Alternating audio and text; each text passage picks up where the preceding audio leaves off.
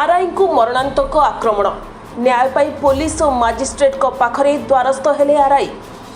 एभली घटना घटी चांदबाली तहसिल अधीन सारणा राजस्व निरीक्षकों कार्यालय आरआई तापस रंजन जेना ऑफिस रे कार्य करुवा समय भूईंप्रति पंचायत जगन्नाथपुर गाँवर सुभाष दास नामक जड़े युवक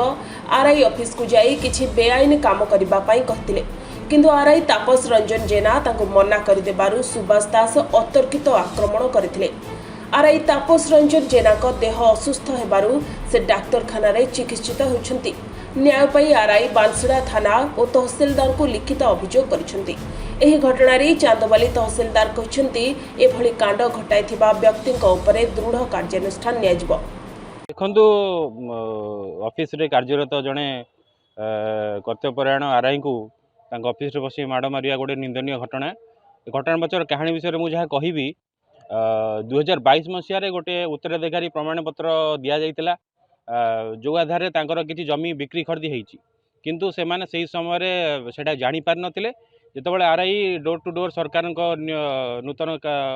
निर्देशनामा अनुसार दुईखाना संशोधन घर घर बुली जो दुईखाना संशोधन आवेदन ग्रहण करुले से समय से माने अवगत होते बाबद एवं जानिला परे से माने तुरंत तहसीलदार कार्यालय को आसी ए विषय जणाइथिले एवं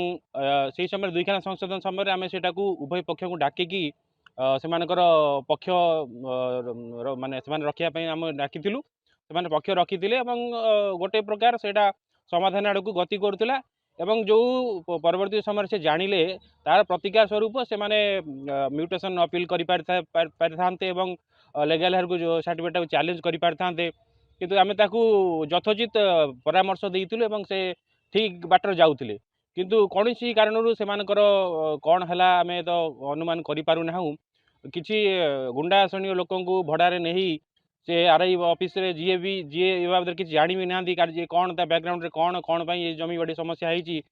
किसी विषय अवगत न थाई हठात गोटे ऑफिस पशिकी कार्यरत आरआई को ऑफिस रे बसी माड़ मारिया गोटे पुणी सीसीटीवी रे तार विजुआल भी सीसीटीवी लगी से ऑफिस रे रिसेंटली लगी से बात अवगत थाई भी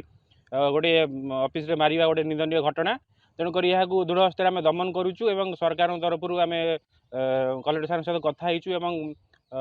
सरकार तरफ विहित कार्यानुष्ठान निमंते आम प्रार्थना करुचु। चांदबाली प्रशांत कुमार पाणी रिपोर्ट सनस्टार टीवी।